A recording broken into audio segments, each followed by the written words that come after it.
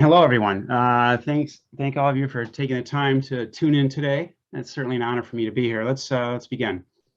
Many of us have had a difficult time over the past few years. My wife and I lost our wonderful son Ty to a very aggressive brain tumor, and so I had to step away 5 years ago from my duties to save our planet in order to help try to save our son. All quite terribly sad, but we must go on. And of course, I want to take just a moment because our hearts and prayers need to continue going out to those in Ukraine where their lives have been drastically changed forever. Knowing and doing. Well, this is Earth, the planet we live on, and of course there is only one Earth. It's been here for 4.5 billion years, with life thriving on it for 3 billion years. Hominids, such as Australopithecus, came into the picture at about 4 million years ago. And our species, Homo sapiens, separated ourselves out from that group at around 300,000 to 800,000 years ago. We'll put into perspective, our planet and life on it's been here for quite some time, 4 billion years before we were. Agriculture and civilization began about 6,000 to 10,000 years ago when we started domesticating animals and plants. And began cutting down trees and forests, and then industrialization took place with factories popping up everywhere in the mid-1800s to early 1900s. So with this extraordinarily long history of life balancing itself so very well in somewhat of a Gaia, natural manner for so very long on our planet, we humans came along and began the path toward creating some serious damage to our planet, to ourselves, and to other species in only the last 150 years. A snapshot of our planet today reveals this. We're running out of land and fresh water. Pollution and human-induced greenhouse gas emissions are threatening our atmosphere and waterways and negatively affecting our climate. Our oceans and sea life are being destroyed. We're losing habitat, ecosystems, and biodiversity, with mass extinctions occurring at a rate that we haven't seen since the dinosaurs were lost 65 million years ago. 950 million people in the world are suffering from hunger. 1/2 of our topsoil has been lost, with areas becoming completely desertified. All this while we witness escalating rates of emerging and chronic disease regarding our own human health. Well, there's some scientists who predict that time's running out for us as a thriving species. We may only have 50 to 100 years left before things become quite bleak. And these are researchers, they're not doomsdayers. I call all this global depletion, the loss of our primary resources on Earth, as well as our own health. It's still about sustainability. I just think we need to hear it from a different direction, and we need to hear the whole story through an unfiltered lens. And for me, the story is constantly changing from one of needing to simply increase awareness, as Chef AJ and I were talking about a minute ago, to one of stopping an aggressive cancer that's quickly consuming all of us. But there is a way. These are just some of the many timelines confronting us. For instance, phosphorus and nitrogen balance is irreversibly altered today. Oceanic warming is predicted to continue with rising seas for centuries from now, even if we stop all greenhouse gases from all fossil fuel use today. 240 million acres of tropical rainforest will be destroyed by the year 2030 and mostly replaced by livestock and crops to feed them. Well, we have 6 recognized categories of generations of humans living right now. The younger Z and Alpha generations are over there at their right, and the millennials have the highest population in the middle, and over the far left we have the greatest generation. And we have a daunting task, I think, in front of us today regarding this environment issue, to first realize that we're damaging our planet, to what extent, and then how to somehow fix it. When I step back and look at this, I see a picture of tremendous responsibility.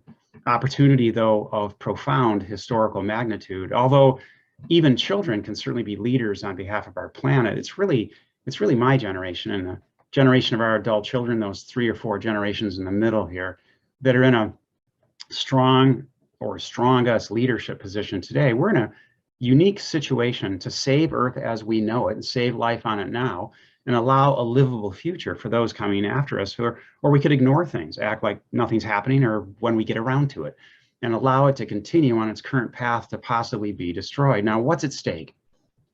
The extinguishing of our own species and thousands of other species. We can essentially make or break humanity. That could be at stake.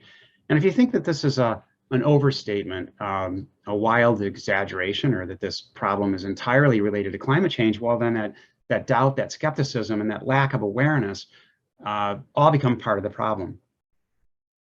So certainly something needs to change. What is it that we're doing to our environment? What needs to change? And importantly, how fast does this change need to take place? The answers to those questions are easy, I think. We need to stop those practices and habits that we administer every single day on a collective basis globally that create an unnecessary and proportionally large resource footprint, beginning with the largest footprint of all: food, what we eat, and our agricultural systems. It's a larger resource guzzler than anything else we do. It also happens to be the very easiest to change. Well, as opposed to mandated like global population control or the culling of other humans to get us down to a manageable 3 billion mark as we were in 1950, that's not going to happen. And it's a weak argument to the continued destruction, actually, that the ones here on Earth are doing. We also aren't going to see the immediate elimination of all fossil fuel use. That isn't going to happen anytime soon. And you know what? Even if it does happen, it really wouldn't address a number of aspects of global depletion. It simply won't. You'll see that as we go along today. Well, how quickly do we need to change our habits, our footprint?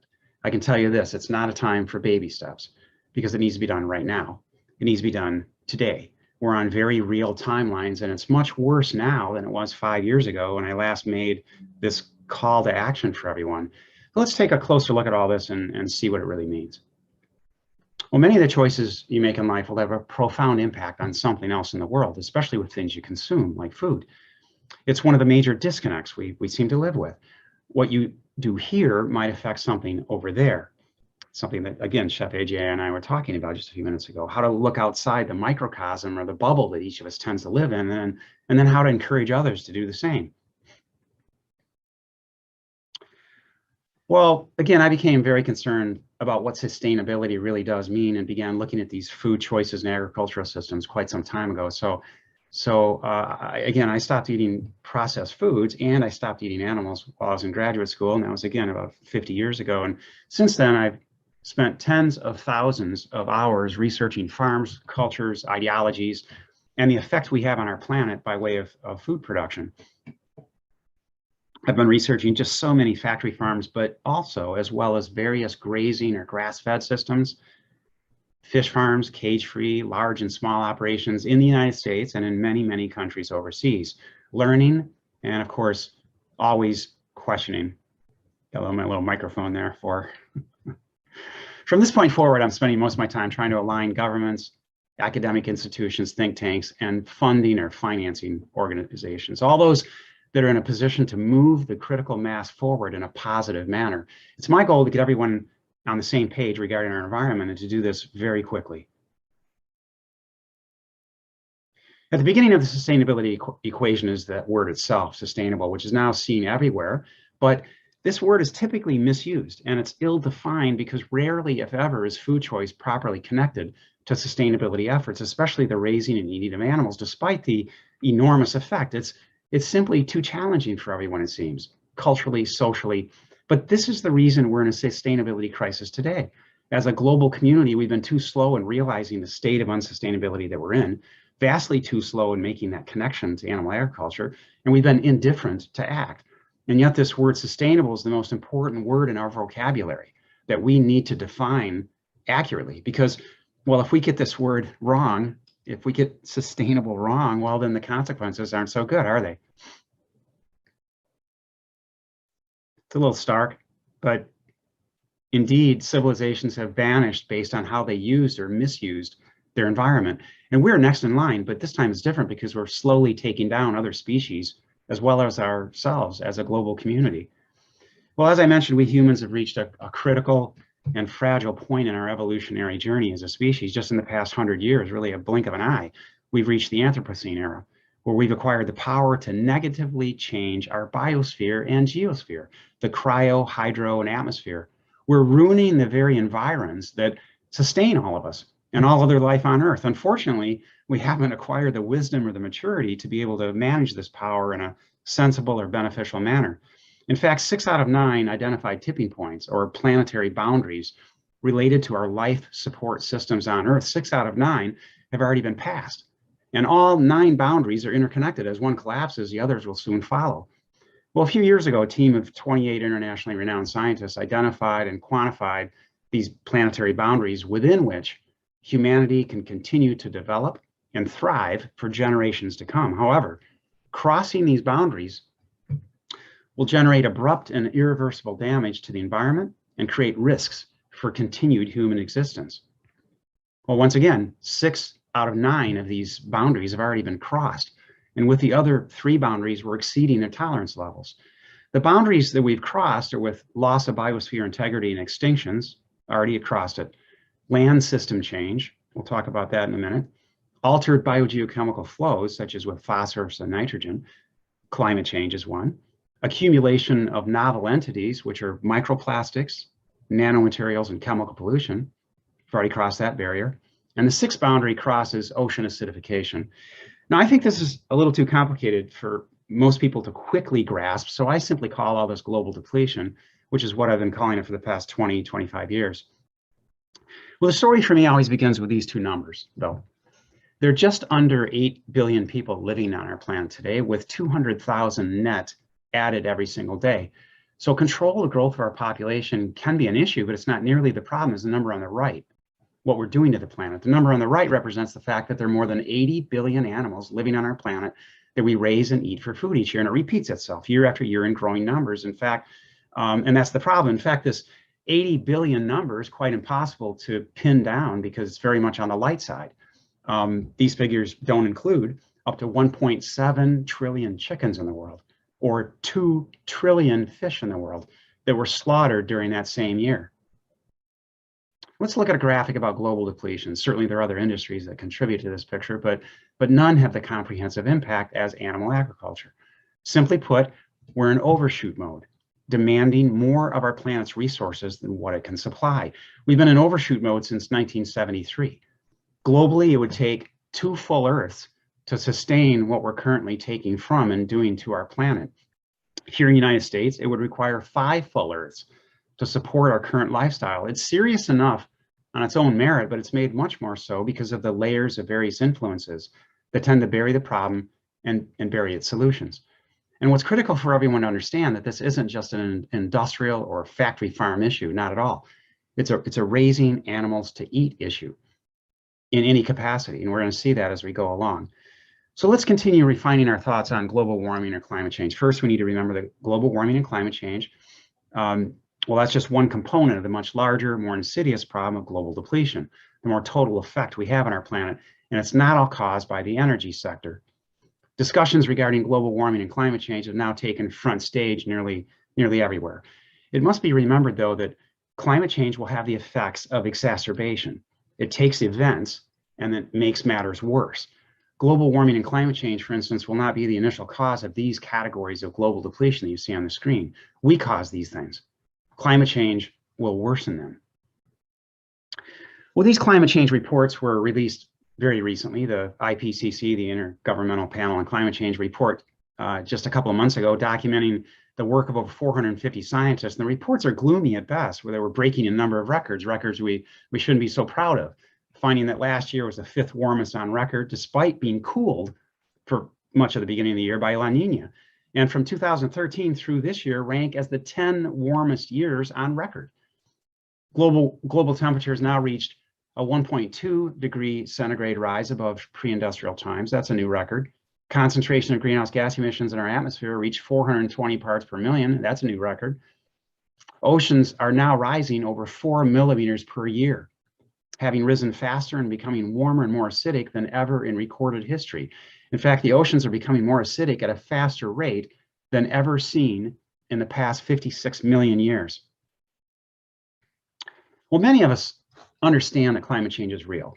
You understand and appreciate the implications of unabated global warming, and that we humans play an important role in becoming resilient and adapting to it. But instead of just becoming resilient to climate change or adapting to it, I would suggest that we all understand some simple, unfiltered basics of what really causes climate change, because it affects all of us and we're all affecting it. and then how to most easily and effectively solve the problem, and then what realistic timelines we're confronted with. And then we need to reverse it. The basics look like this. Our planet's warming in an accelerated fashion, which then causes our climate to change. Seems pretty simple. The more it warms, the more drastic our climate and temperatures and weather patterns will be.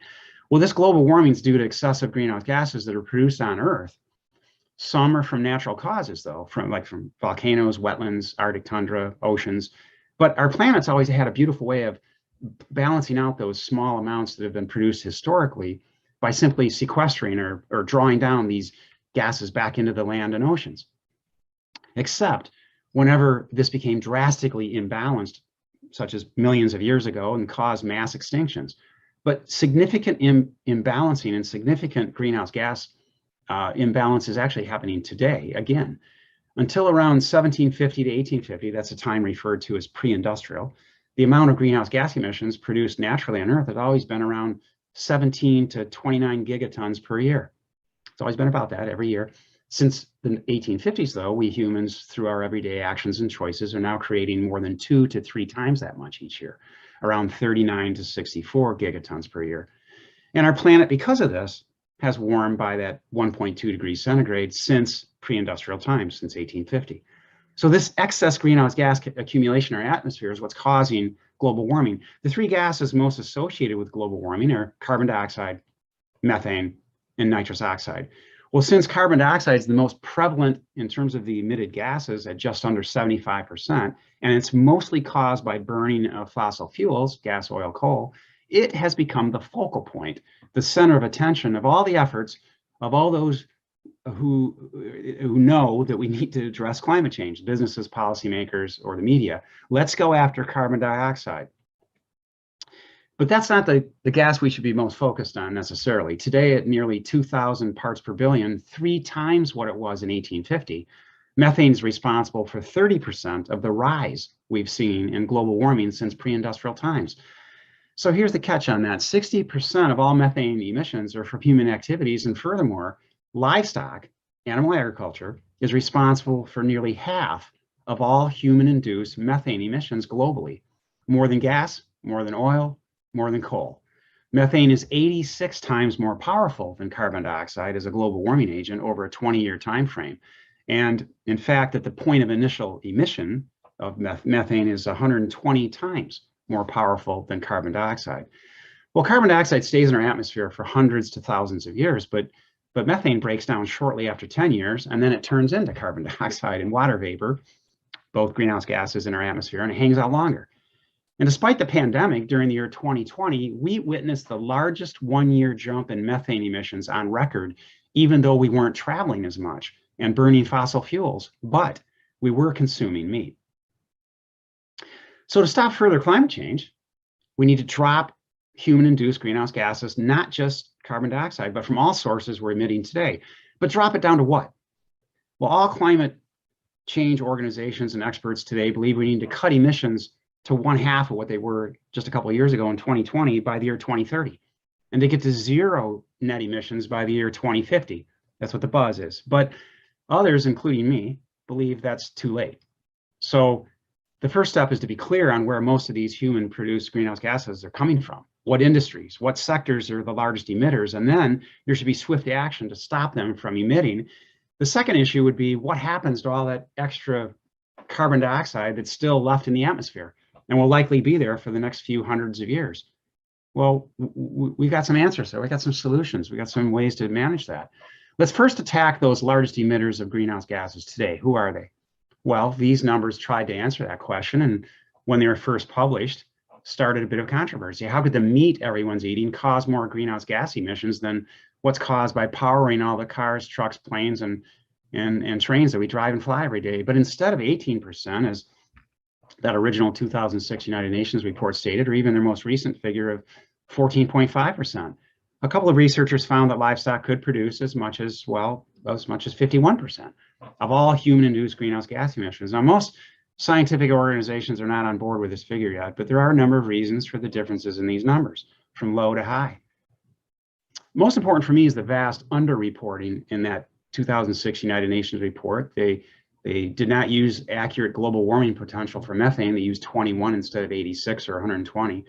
These reports also failed to factor in all the greenhouse gases emitted because of our demand to eat fish, the fuel, refrigeration, processing, packaging, transportation.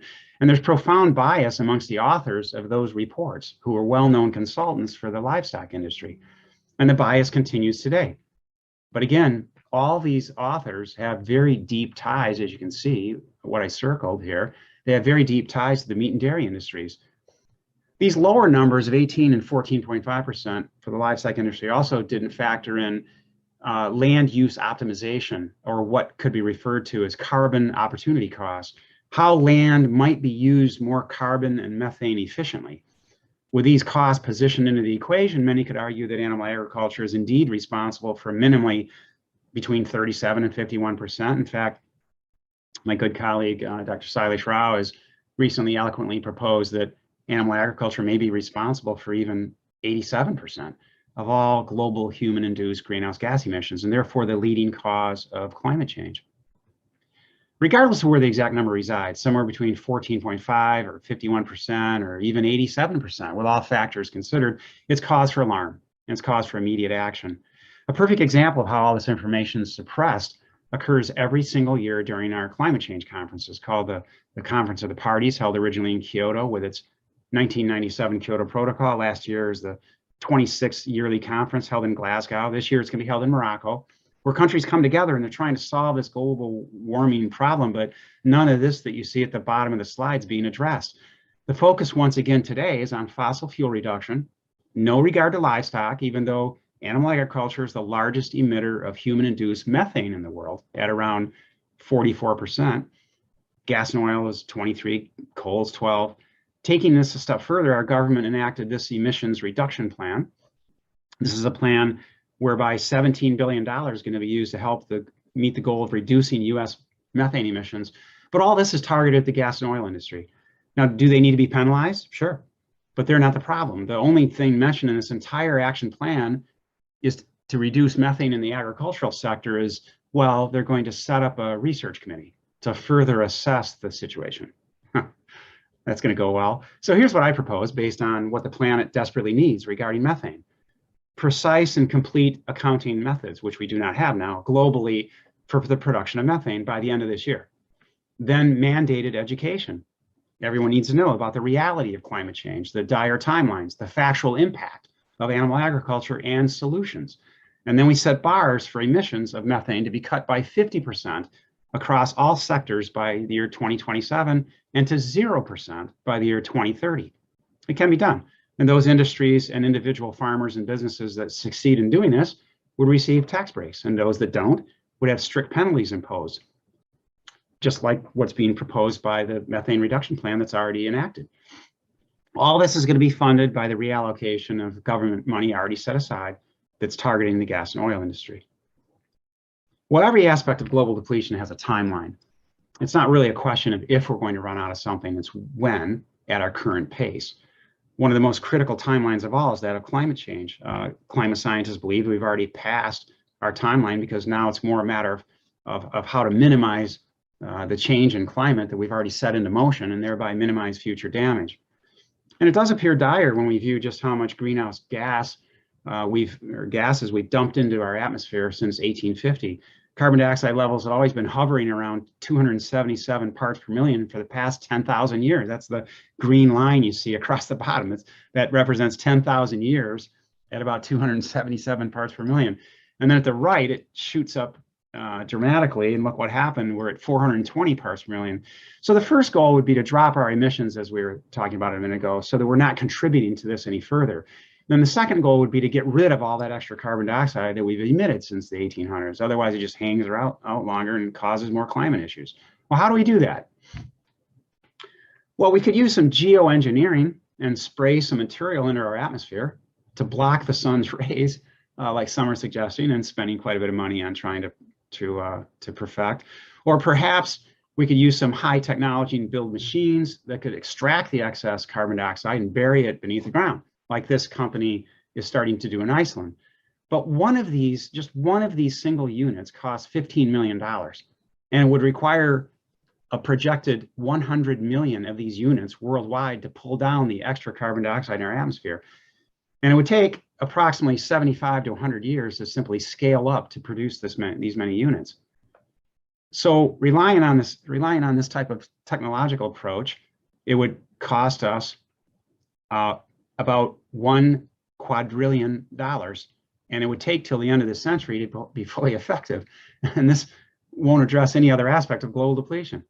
I don't even know what $1 quadrillion is. So I have another approach. And before I tell you about this plan, we also need to take a quick look at our planet, how land is currently being used.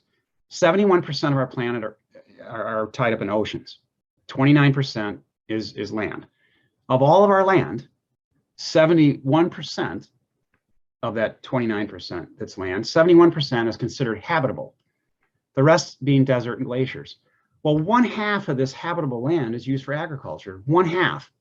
11% is considered unusable shrubland, and 1% is taken up by freshwater lakes and streams. Of all the land on Earth used for agriculture, which is a little over 5 billion hectares, or that's about 20 million square miles, of all that land, almost 80% is used for animal agriculture. 80%. Land for grazing livestock and crops to feed them. Only 20% is used to grow plants for us to eat, but 82% of all the food calories eaten worldwide comes from that 20%. It's astounding. And please pay particular attention to the fact that what I just circled here on the screen, that only 1% of all habitable land on Earth, only 1% is being used for urban development.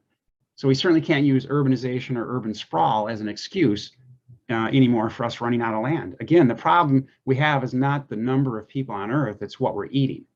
So now my solution to climate change. Once again, out of all the land on Earth that's being used for agriculture, 80% is used for grazing livestock and crops to feed them. That's a little over 4 billion hectares. Well, many researchers now agree what I first proposed over about a decade ago, that we could grow enough food to feed the human population today and into the next 20 years on less than 1 billion hectares, not 4 or 5 billion. Thus, we can stop all animal agriculture, remove all livestock from all grazing lands, and convert those 4 billion plus hectares back to forest by reforestation or just natural regeneration, rewilding. Short term, over the next 5 to 7 years, this would meet and exceed every country's methane reduction pledge.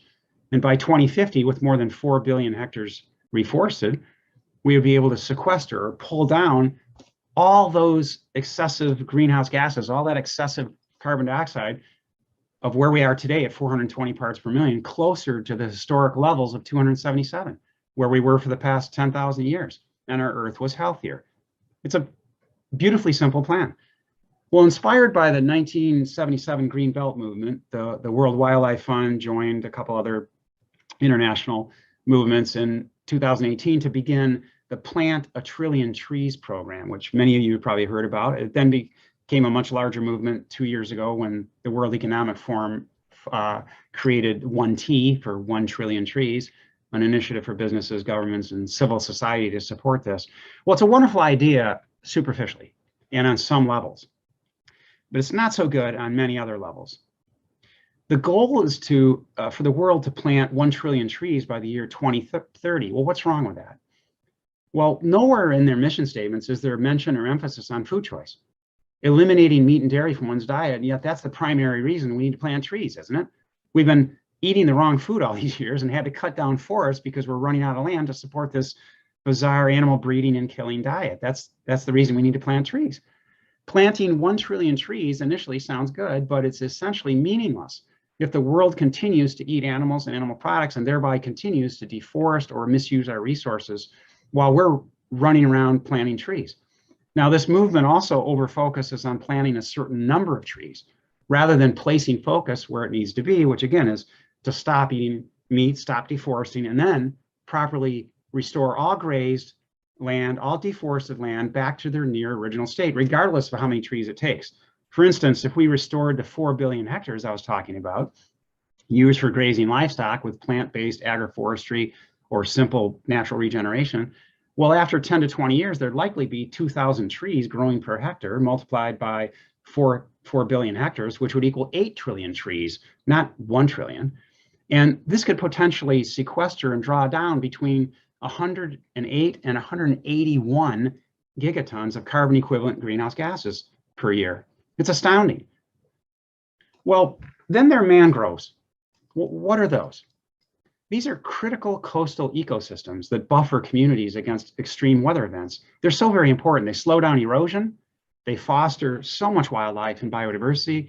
And next to peatlands, mangroves store more carbon than any other vegetation on Earth. Well, we've lost half of the world's mangroves in just the last 50 years, 32 million hectares. Now, more than half of this terrible loss is due to aquaculture and shrimp farming. And mangroves can pull down or sequester 4 times more carbon dioxide from our atmosphere than what tropical rainforests do. So they're very, very important. So let's stop eating shrimp, stop eating fish from aquaculture settings, and begin reforesting the 32 million hectares of mangroves, which would then sequester another 4 gigatons of carbon dioxide equivalent greenhouse gases per year. So how important is food choice in climate change then?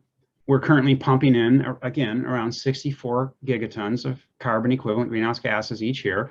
And if we converted all global cropland that's currently growing crops to feed livestock and converted all pasture land, as we were discussing, with grazing livestock, converted all that to plant-based agroforestry systems, producing food for us to eat directly, we find ourselves at a net negative greenhouse gas scenario, complete mitigation.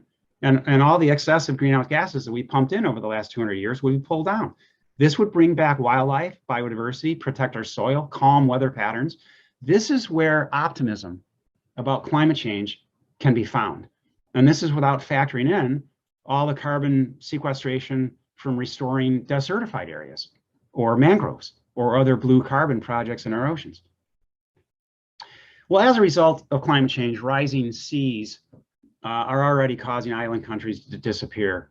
Kiribati, Maldives, most of which will likely be underwater by the year 2050, setting up mass migrations and loss of islands that had existed for thousands of years.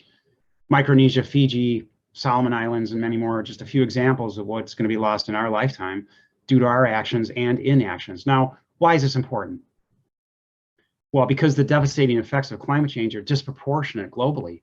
Together, all these island countries combined are only responsible for less than 0.5% of all human-induced greenhouse gas emissions. Now, this is a grave example of how the choices we make, particularly with food choice right here in the United States, will have a profound impact on some other living being somewhere else in the world.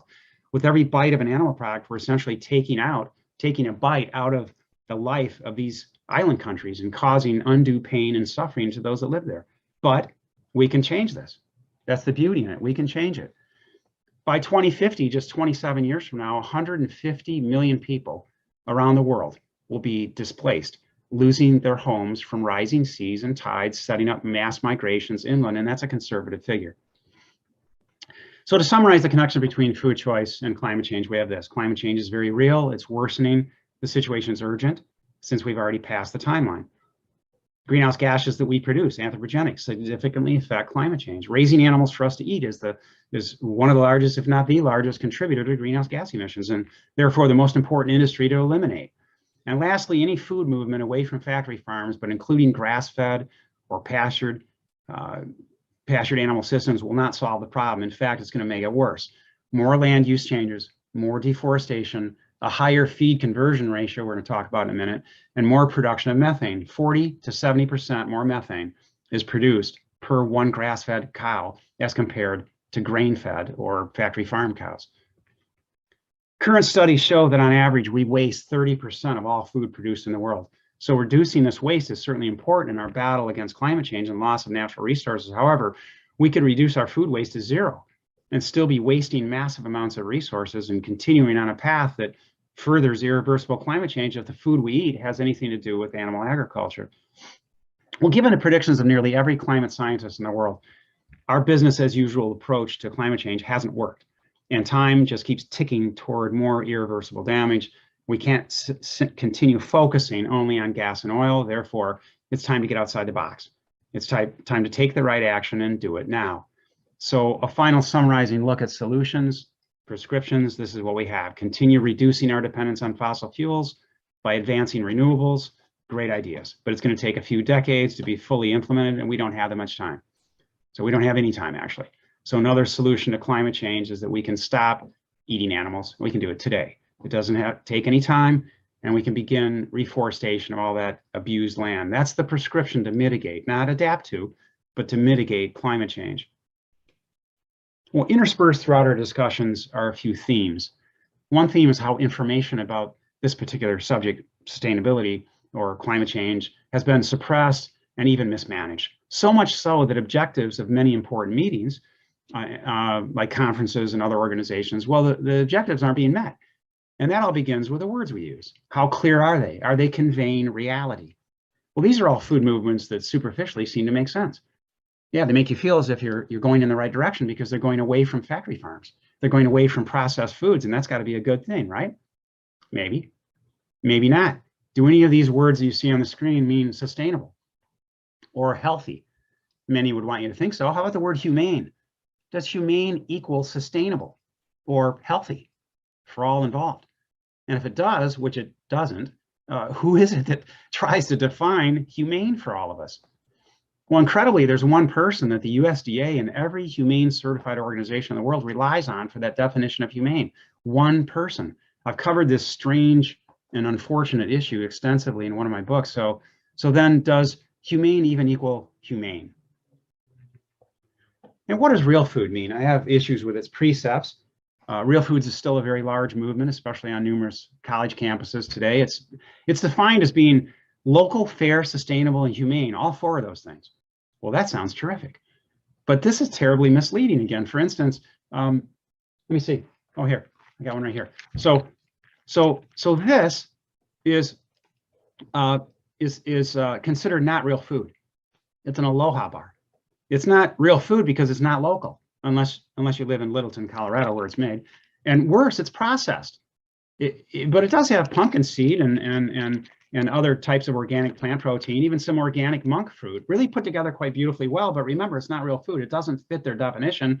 And oh yeah, here's another one. And this pretty ripe or organically grown banana doesn't fit their definition either because it's not local. It was grown in, well, this one was grown in Colombia. So unless you live in Bogota, it's not real food. Whereas these other food items I'm about ready to show you, these are considered real food by the real food movement. Yeah, over 19,000 chickens are killed every minute, every 60 seconds in our country. 19,000. I suppose that's pretty real. And if chicken, beef, pork, fish, or any animal products considered real food, what about these? Real food too? Yeah, sure, why not? You know, I often mention these come along with it, and they're free. So unlike the Aloha bar, these poor souls are considered real food because they're local, and the real food people think they're sustainable, healthy, and humane, but they're not. They're none of those things other than being perhaps local. Therefore, the real food movement is flawed because the definitions they're using are flawed, similar to every other food movement on this list. Just because something's local doesn't at all mean that it's healthy or sustainable or humane. It doesn't even mean that it should be eaten. The only thing that local means is that it's not very far from here. Now, buying local has little to do with sustainability other than from an economic standpoint. It's a very solid idea to help nearby farmers. That's important.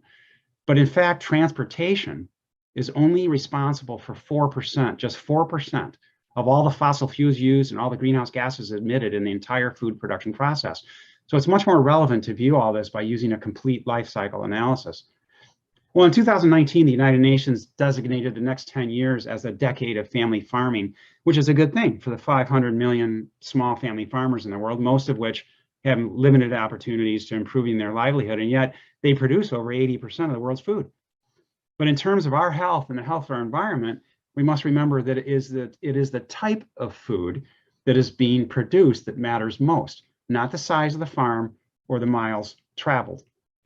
So by all means, support your local farmer markets, any one of the 8,700 throughout the United States today, and support your local cooperatives. But it has to be plant-based in order to make good sense for our planet. And here's a new animal agricultural movement just in the last couple of years that's gaining momentum called climate smart. Now, it's a nice thought, but given the global warming predicament we're in, shouldn't we be growing and eating only plant-based foods, which would then make this food movement the climate smartest? I mean, we all want to be smart, but who wouldn't want to be the smartest? The most recent food movement in the United States and Canada and Europe that's gaining considerable traction is this one, to eat less meat, or now it's being called eat a plant-forward diet. But it's the same goal of eating less meat. So let's see, the logic in this food movement is if you recognize you're doing something that's wrong, hurtful, and frankly unnecessary, hey, just continue doing that wrong, hurtful, unnecessary thing a few less times each day. Yeah, that kind of makes sense somewhere. So despite what the United Nations and other gold standard organizations are promoting, this sustainability issue will not be solved by advocating eating less meat, because that approach is subjective. It's inconsistent with the magnitude and the urgency of the problem, and it perpetuates irresponsibility with every bite taken. Also, it mistakenly shifts the focus to seafood, which, as we all know, isn't supposed to be really meat, is it? Right? Again, it all begins with the words we use. Are they conveying reality? The words food, meat, consumption, slaughter, protein should not be words that we associate with animals. I mean, after all, we're animals. So, and we talk about this word protein and of course slaughtering. We talk about these issues frequently at our sanctuary in Michigan. Here, my faithful research assistants, one in the chair, one below me there, are looking over my notes. They're reminding me to put a good word in about turkeys, which I try to do. And we often talk about words and definitions in our daily walks. I'm not sure which of these two little buddies want to be called protein. I don't think either one of them want to be called protein. But Barney here is having a heart-to-heart discussion about that topic with us right now, about this terminology problem. He doesn't want to be called protein. And here are a few others just talking about the problem here, voicing their opinion. And Solomon here is making real sure that I let everyone know just what's that you say, Solomon? He wants everyone to know how kind pigs are, okay, I got it, how smart pigs are, and yeah, okay, how clean pigs are. Okay, so I put a good word in for you there. And talking about words and definitions, Plato still wonders why we humans choose to call him protein or beef instead of, say, for instance, just calling him Plato. That's his name, and he's confused. And when talking about food choice, we often are over-focused on the life and death of farmed animals, aren't we? But we need to include all wild animals as well, large and small, even insects, because wild animals are the ones who are rapidly losing habitat. They're being displaced or exterminated because of our food choices. These are just some of the many who have voiced their concern to me over the years about this problem. Her last words, I think she whispered to me, were, "What about me? I need help too. It's not just about cows, you know." Well, one of the most pressing concerns we have today regarding sustaining our life and future life on Earth is our supply of fresh water. From 1941 to 2011, the world's population tripled, but freshwater consumption quadrupled. In 2016, the World Economic Forum ranked freshwater crisis as the top global risk to industry and society over the next decade that we're still in. It wasn't climate change, which was number 2 on their list. It was freshwater crisis, lack of availability. Failure to properly address climate change has now moved up to their number 1 concern this year, but that's not because freshwater crisis has improved. In fact, it hasn't. It's gotten worse. There's a growing gap between worldwide demand for water and what's really available. With so much demand, there's expected to be a 40% shortage in water supply in just the next 8 years. And what you decide to eat has every single thing to do with this. Scientists are very concerned about water scarcity, but I think it's really more about water management, isn't it? We're going to look at this pretty carefully, because instead of focusing on technologies, we should be first looking at choices. Is this a good choice? How about this choice?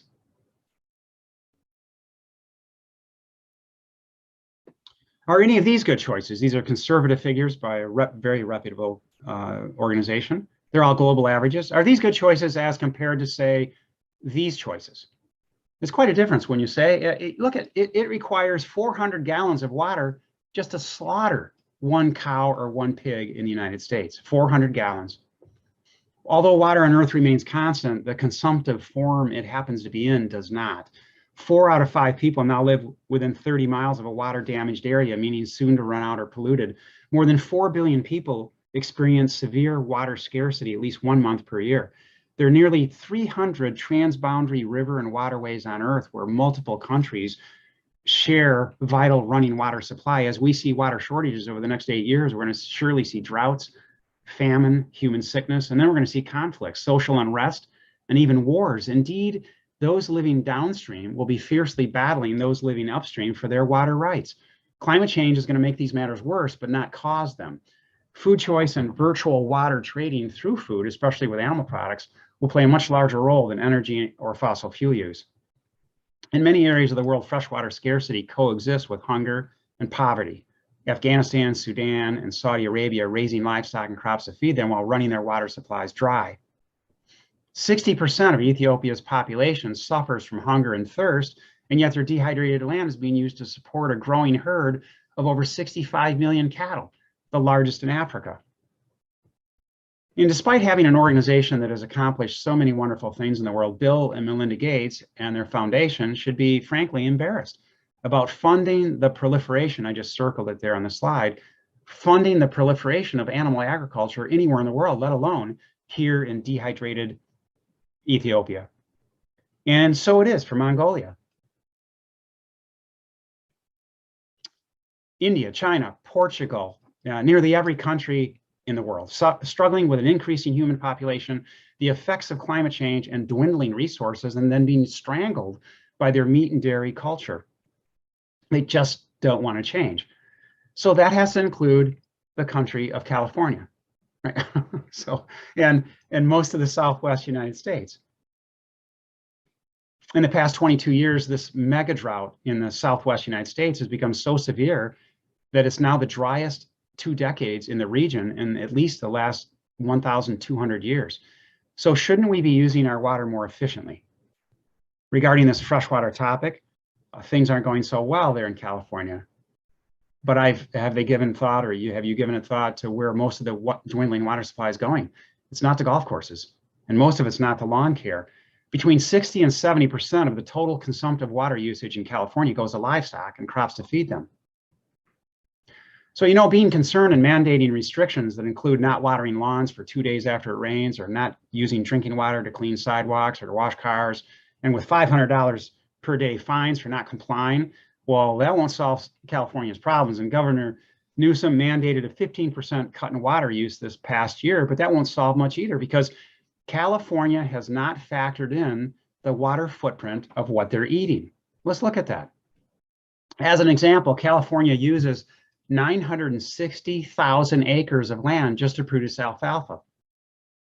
Anyone out there that's viewing this from California? I'm sure a few are. Why do you do that? Because each one of those 960,000 acres of alfalfa requires 2 million gallons of water per year to irrigate. And they all get irrigated, every one of those. And guess where all that alfalfa goes? It goes to livestock, 5% to horses, the rest livestock. 75% goes to dairy cows, and there are 2.5 million dairy cows just in California alone.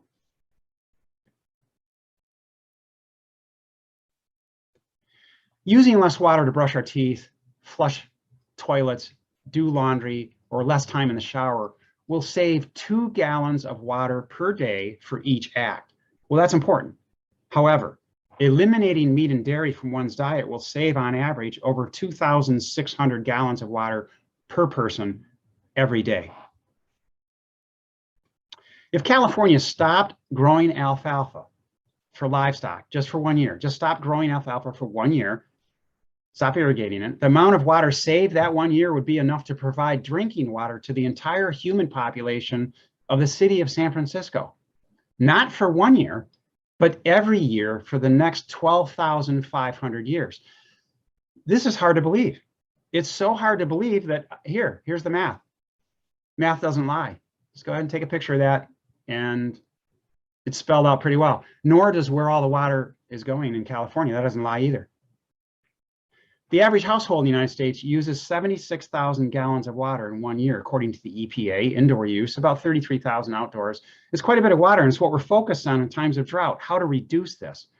The average person in the United States consumes 274 pounds of meat, though, in 1 year, divided between 85 pounds of cow, 66 pounds of pig, 123 pounds of chicken and turkey, in addition to the 288 eggs and 655 pounds of dairy products, which equates to 956,000 gallons of water per person per year, just to support that animal product diet. So now a more accurate view that the EPA should be broadcasting and everyone should know about is that every household of 3 people in the United States, well, they use nearly 3 million gallons of water each year, not 76,000. The real amount is nearly 3 million gallons. And 96% of that outrageous water use is from their choice to eat animals. So whenever there's a drought or water shortage anywhere in the United States, which there is, and there will continue to be, does the government or your community ever step up and declare a state of rationing or eliminating meat or dairy? Well, why not? Why shouldn't they? In 2015, the largest desalination plant in North America opened near San Diego. It costs $1 billion and provides drinking water for about 10% of the human population there. There's a 2-to-1 ratio of seawater going into drinking water coming out that's needed in the process, and the energy required to produce water in this manner each day is enough to support the needs of about 30,000 homes. Well, this approach to freshwater scarcity is very similar to those I've seen in Israel, Saudi Arabia, Dubai, and other arid coastal countries of the world, now totaling more than 21,000 desalination plants. But the answer to our running out of a natural resource such as water, I don't think should begin by turning to another source of water and then causing other environmental issues and tapping out that as well. It seems the right way to approach our natural resources to use them in the most efficient manner possible. So instead of desalination, maybe San Diego should have considered spending $1 billion on educating their citizens on the environmental benefits of eliminating meat, dairy, and fish from their diets, among all the other benefits. And then they would have liberated between 50 and 90% more water each day, rather than their meager 10% gained by way of sucking water out of our oceans. Recent satellite studies called GRACE, the acronym for Gravity Recovery and Climate Experiment, has shown that 40% of the largest aquifers on Earth are being overdrawn unsustainably and becoming rapidly and irreversibly depleted. California's Central Valley aquifer system and the southern portion of the Ogallala in the High Plains states are 2 of the at most risk ancient aquifers in the world of being completely depleted in the next few decades. And most of the ancient water used in all these regions is going to livestock or crops to feed them. As an example, among other locations in the world, 6,000 water wells have already dried up in California over the past 7 years. Over 50% of those dried up wells happen to be in one county, Tulare County. These wells didn't dry up because of climate change. No, Tulare County happens to be the leading county in the United States for dairy production. That's where all the water went to produce cow's milk at a ratio of about 1,000 gallons of water to produce just 1 gallon of milk. For a clarified visual, here that you see on the screen is a map of the wells drying up in the state of California. And I've circled on the right, Tulare County. Notice where all the dried up wells are located. And now here are the hot businesses in that county. Notice anything related to wasted water use there? Let me see, stockyards and more stockyards and numerous cattle companies and livestock markets and more livestock markets. That might have something to do with it. You know, I've talked about this water use disconnect 10 years ago, basically everywhere in the world, but especially to policymakers and the public in California and elsewhere, but no one seems to be really listening or acting. It's a bit frustrating. Of course, the threat is getting worse and it's spreading. Again, knowing and doing. In terms of raw numbers, livestock consume 34 trillion gallons of fresh water each year in the United States alone. 34 trillion gallons by way of drinking water and water to grow crops to feed them. So the question remains, even though we experience periods of less precipitation, is it the drought that we should be most concerned about in California and across the Southwest United States, in the Middle East and elsewhere in the world? Or is it more of a problem of misuse of the freshwater supplies and resources that happen to be available at any particular point in time? How we use them, how we best manage it. Maybe this is the way we should begin viewing this issue.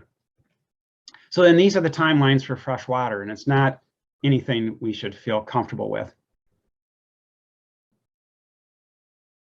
Well, what about this phrase? How often do you hear this this phrase. Millions of people proclaim their love of fish every day of the year, and yet we eat them. In fact, for 98% of all individuals in the world, this phrase, I love fish, actually means this. I love to eat fish, doesn't it? Because if you love fish, as in loving your cat or Bailey, your dog, you certainly wouldn't kill and eat them, right? I mean, we have things backwards. I don't think so. Again, it's how we use our words, isn't it?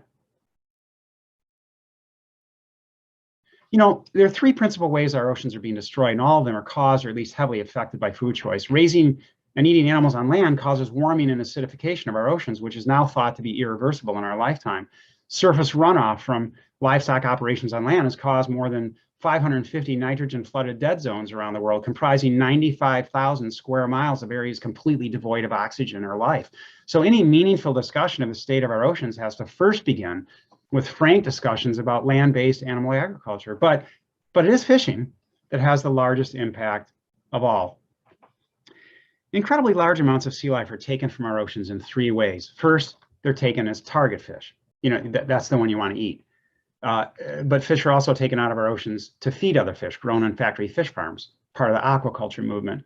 And lastly, fish are also taken as bykill due to the first two types of fishing. Well, that doesn't really leave too much in our oceans now, does it? In fact, our oceans are being ravaged, and yet everyone we know still eats fish. Fragile, interdependent, and poorly understood ecosystems have been devastated. Over 93 million tons of fish were caught just last year, with quite a few more millions of tons of bykill, which are all those other innocent sea life caught, killed, and discarded in the process of trying to catch that targeted fish everyone's asking for. Bykill includes juvenile fish that'll never see their way to maturity. All 7 of the endangered sea turtles are being caught as bykill. Sea lions, birds, dolphins, even whales are bykill. Of the 17 major fishing stock areas in the world, all are either overexploited or on the verge of collapse. 89% of the world's fish species are affected, considered heavily depleted or overfished from fishing practices. Well, that's quite a bit of damage, but along comes this word sustainable to somehow seemingly justify continued harvesting. So how's this word even used in the fishing industry? Who defines it?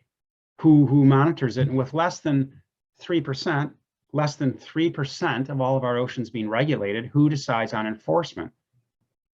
If you look at this carefully or even not so carefully, the real answer is no one. And I say real answer because now there's sea life caught and labeled sustainable when in fact it's not. But it's still labeled as such by a number of highly respected organizations, such as the Marine Stewardship Council or MSC.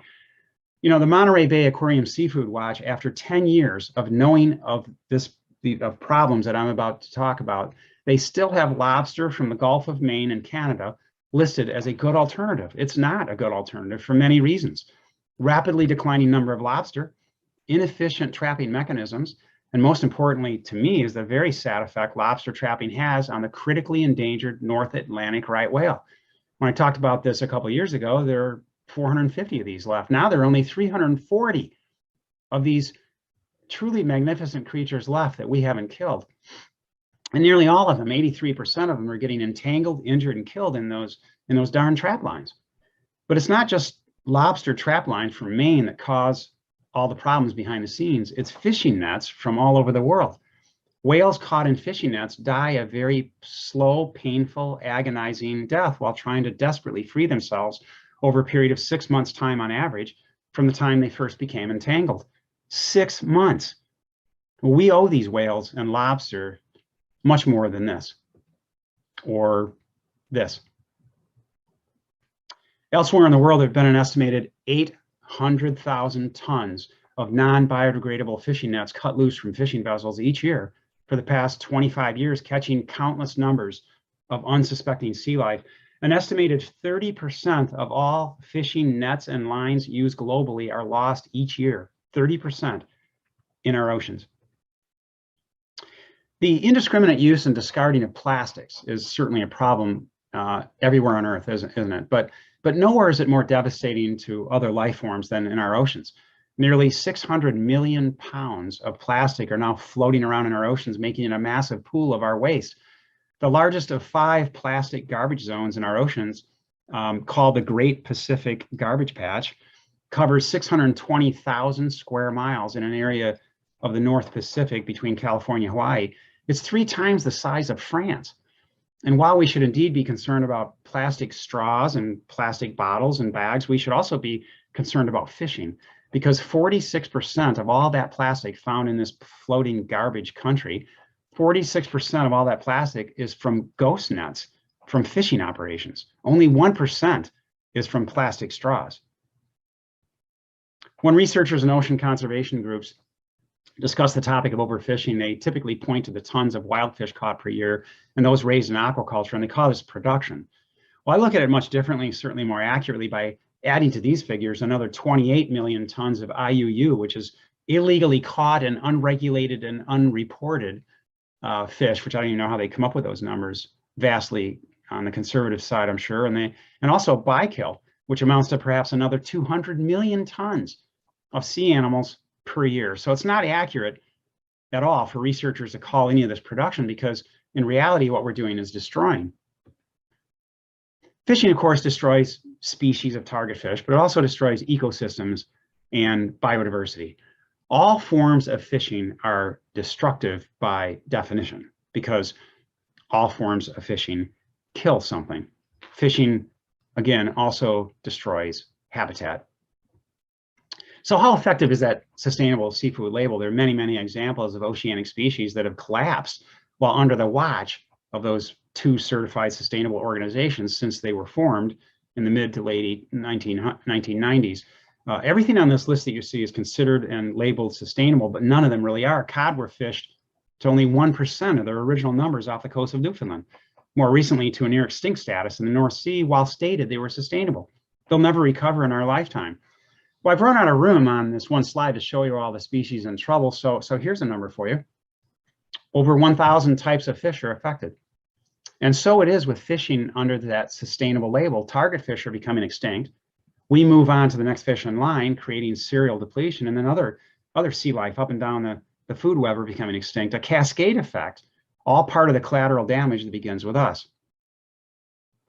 Well, coral reef systems around the world are in serious trouble. Most of us know this. The Great Barrier Reef has lost more than half of its coral cover since 1985. Most would think it's due to pollution and climate change, which are factors, but the primary initial cause of coral reef death there and throughout most of the world is not pollution. And it's not from climate change, it's from overfishing. An example in the other direction can be found in the Queens Islands off the southern coast of Cuba, where they haven't allowed any commercial fishing, and the coral reef ecosystems there look the same as they have for the past several thousands of years. Are coral reefs in serious danger from the effects of climate change? Sure. They're among the most vulnerable of any ecosystem on Earth, but studies have shown, many studies have shown now, that maintaining coral reefs as a no-take marine protected area, meaning no fishing allowed and strictly enforced, well, it'll make coral reefs 6 times more resilient to the effects of global warming and climate change. 6 times. One of the most important factors in balancing coral reef systems are predatory fish like sharks, but we're killing them too. Quite a few of them. 1/3 of all shark species are nearing extinction. We're killing well over 100 to 150 million sharks per year. Why? Well, 70 to 100 million sharks have their fins cut off like this, and then they're thrown overboard to die so we can eat shark fin soup. Yeah, it's still going on. It's terrible to see this, isn't it? And I know what you're thinking. You're saying to yourselves, I don't eat shark fin soup, not me. And furthermore, it's banned in 14 states in the United States. Isn't that something? But again, over 98% of us worldwide do eat fish. And by eating fish, any type of fish, we're doing this to 60 million sharks that are caught each year and killed in fishing nets and fishing lines as bykill. So go ahead and ban shark fin soup all you want. But why would you stop there? If you're truly concerned about endangered sea turtles, whales, sharks, dolphins, and the state of our oceans, if you're truly concerned, you should ban fishing. Many fisheries that are accepted and labeled as sustainable are actually viewed by many scientists as unsustainable, as I'm talking about. Killing krill now has become a pretty large business, but you don't need to eat krill or any other sea life to get your omega-3s, unless you listen to Dr. Oz.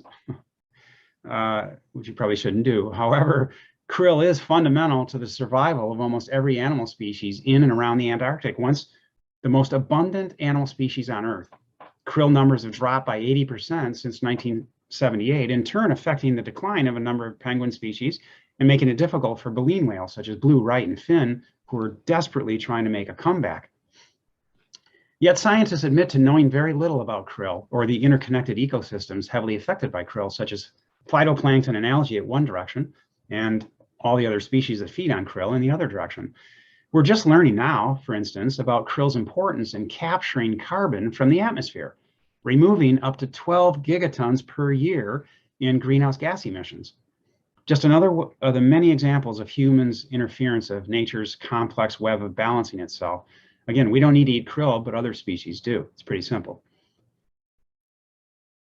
The numbers of most species of fish have declined by over 90% of their original numbers. Bluefin tuna and swordfish species are less than 4% of their historic numbers, still not protected by the Endangered Species Act because we would rather eat them into extinction.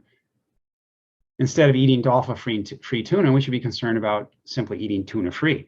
This is an approved method of sustainably catching tuna.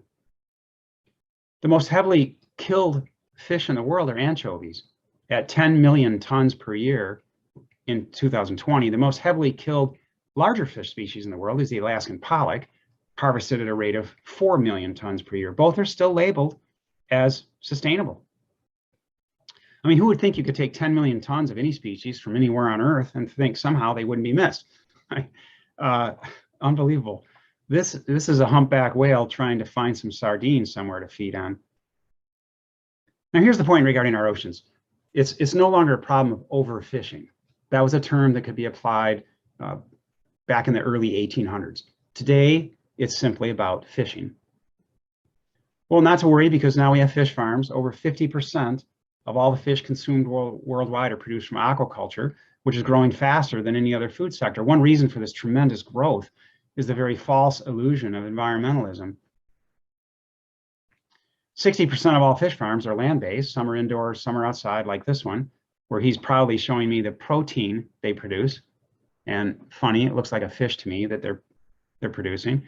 And regardless of where the fish on your plate comes from, now or in the future, is the process of catching and slaughtering fish. Is that process humane?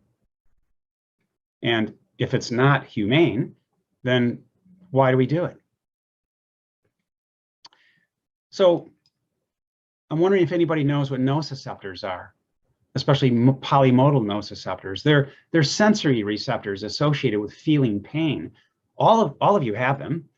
Most mammals have numerous polymodal nociceptors in and around their face, or in and around their head and their neck. Well, so do fish. They can feel this. In reality, there's no such thing then as sustainable commercial fishing, especially if you apply the three factors of how that word sustainable is even defined by the industry itself. There it is on the screen. It's impossible. Not even improbable, it's impossible. Oh, please note the sobering statistic at the bottom of this slide. Over 200 million sea animals are extracted from our oceans every hour. So why can't we give our oceans a break? What's inhibiting us from providing rest, complete rest for our oceans, which is what they need and what's been shown to work historically in various settings around the world? Well, is it because of economics? Yeah, sure it is. Global subsidies for the fishing industry are now $35 billion per year, which then supports the continued devastation of our oceans. Global revenues from fishing are at about $150 billion US dollars per year, but only 7 billion of that comes from deep sea fishing. Well, it's been found that fish sequester greenhouse gases. Imagine that. Not counting all the sea life found in our reef systems, recent studies have found that deep sea fish sequester up to 2 gigatons of greenhouse gas emissions per year. Well, that equates to about $222 billion worth of savings and costs in our technological efforts to battle global warming. So there's a clear argument isn't there, for banning fishing on the high seas strictly from an economic standpoint. Fish are more valuable if left alone in our oceans as live climate change mitigating agents than as food on our plates. $222 billion versus $7 billion. Seems simple to me. With continued extraction, warming, and acidification and deoxygenation, our oceans that we once felt were so robust will very soon be unable to support what few life forms remain in and around them. So the timelines for our oceans look like this. This is not science fiction. It's not something I made up just on the way over here. It's reality, and quite sadly, this all happened on our watch. You're looking at what we've created and now passing on to future generations. It's very true. When our oceans die, we die. While palm oil has front page notoriety, tropical rainforest loss due to livestock has occurred at a 4 times greater rate than that due to palm oil. In the last 25 years, 10 times more rainforest has been lost due to raising livestock than has been lost due to palm oil. So be concerned about palm oil, certainly, but then be 10 times more concerned about livestock and animal agriculture. Tropical rainforests cover 5 million square miles, housing more than half of the world's 10 million species of plants, animals, and insects, and many more millions that are undiscovered. The Amazon rainforest alone produces more than 20% of the world's supply of oxygen. Satellite analysis showed that 30 million acres of tropical rainforest, 30 million acres were destroyed last year alone. 34% of Earth's tropical rainforests have already been cleared, and 30% have been degraded. Unfortunately, for those living in our rainforest, this is what a few thousand to a million-year-old rainforest now looks like, because of the world's food priorities. It's with eating livestock, not with being stewards of other living beings as we should be. With deforestation, this is the sad result, the burning and bulldozing of rainforests. Soon grass, pasture, and cattle will follow this in. So if you choose to eat livestock here in the United States or anywhere else in the world, you're supporting this destruction by fueling the global demand for meat. Between 70 and 80% of all rainforest loss in the Amazon is due to raising cattle, with another 10% lost due to growing crops to feed them. And remember, these livestock are grazing. It's not a matter of factory farming, and regardless of the effects of climate change. By the year 2050, made less resilient but not caused by climate change, most tropical rainforests will be gone. And the few patches that remain will have already been way past their tipping point. This, of course, means that all the millions of species that originally lived in these rainforests will be gone. The indigenous tribes and shaman will be lost forever. The once abundant water systems destroyed, and of course their oxygenation and climate regulatory mechanisms will be lost for the next few thousands to millions of years, which is how long it took these rainforests to develop their current state of evolution, and we've wiped them out in less than 50 years. Well, some scientists and United Nations policy makers predict that we have only 60 years left before we run out of topsoil, because 1/3 to 1/2 of all Earth's topsoil has already been lost just in the past 150 years. Most of the world's agricultural land suffers from severe erosion. Well, we need topsoil to grow food. At the beginning of this erosion and desertification equation is deforestation, and the majority of deforestation can be blamed squarely on animal agriculture. In fact, less than 2% of all crops grown worldwide today are with organic methods for direct human consumption, less than 2%. Soil is the Earth's fragile skin that supports all life on Earth. Within soil, you'll find countless species that create a complex ecosystem. Well, animal agriculture is the single largest contributor to soil damage and loss by way of converting forests and natural grasslands to farm fields and pastures. In addition to erosion, soil quality is affected by other aspects of animal agriculture, including many negative effects by way of grazing. Just one small teaspoon of soil, will contain more living organisms than we have people in the world. Soil is at the center of the United Nations sustainability or sustainable development goals because food security, water scarcity, biodiversity loss, and human health threats are closely linked to or dependent upon soil biodiversity. While the International Union of Soil Science declared the years from 2015 to 2024 as the International Decade of Soils, which is a great effort to save one of our most precious resources. Well, this is their informational poster, which cleverly displays at the bottom, within the roots of the plant, what they consider to be solutions to this grave soil degradation crisis. But nowhere on this poster or anywhere else in their documents or website can be found or mentioned about the #1 cause of soil erosion and degradation, which is animal agriculture. So why wouldn't their #1 solution found in the roots somewhere there be to stop eating animals? This is just, again, this huge disconnect.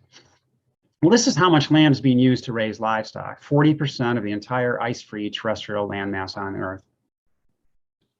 If we factor in the 230 million acres of public lands used for grazing, livestock account for 90% of all the land used for agriculture in the United States.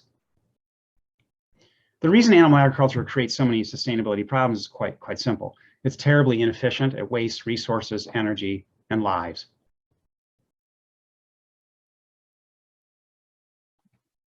You can produce 15 times more protein, if that's what you're concerned about, from plants as you can from animals on any given area of land. Meat and dairy products require up to 100 times more water than plant-based foods, a fraction of the fossil fuel use. And plants, again, remember, sequester or draw down greenhouse gases rather than causing them. Well, this statistic needed to be updated, so I updated it. Livestock now produce 11 million pounds of urine and feces every 60 seconds in our country.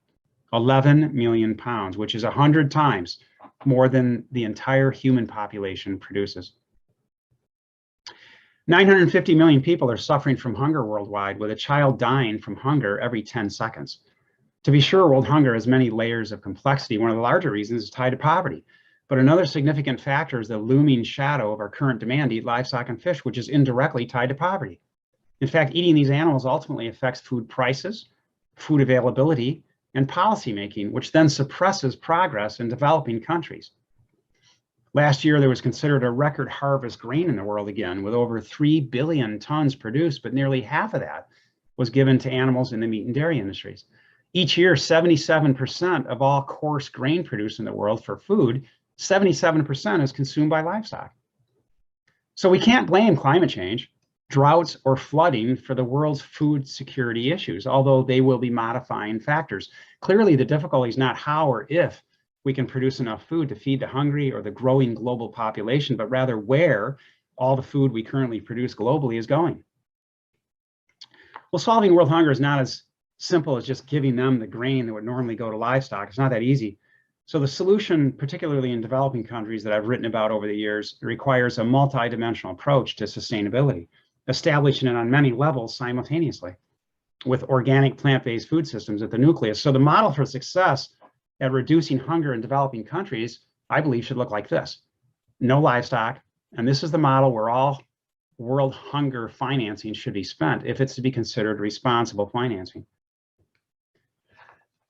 Well, we're losing other species on Earth at an unprecedented rate. Plants, animals, insects. The current view of most scientists is more related to the rate of extinction rather than the exact number because, well, they simply can't keep up with all the extinctions. It's sad. They were losing anywhere between 1,000 to 10,000 times the background rate, that which has been seen for the previous 10 million years, which used to be about 2 to 4 species documented going extinct per year. Regardless of the metric, it's now a massive and embarrassing amount, 10,000 times that much. So why all the extinctions and what are we doing about it? Realizing that there's a serious problem and part of the Convention on Biological Diversity held in 2010, 200 nations adopted a 10-year plan to save other species by the year 2020. These are just 4 of those 20 targets that were agreed upon. But unfortunately, none of those targets were met, not one of them. And worse, loss of biodiversity is actually accelerating. By the way, these are the recognized 5 drivers of biodiversity loss that you see on the right side of the screen, lower right. Nearly all researchers agree that climate change is not the first or the second most significant driver of biodiversity loss. They all agree that the leading cause of all 5 of these drivers combined is animal agriculture, livestock on land, and fishing in our oceans. So it's pretty easy to meet their goal of reducing fishing, for instance, or reducing overfishing. Just stop eating fish. Done. Problem solved. I also know where they could get 40% more land to save. With failure of their targets set in 2010 at their meeting in Nagoya, and again, failure in 2020 in Aichi, last year, the Convention on Biological Diversity announced a new set of goals. Here they are.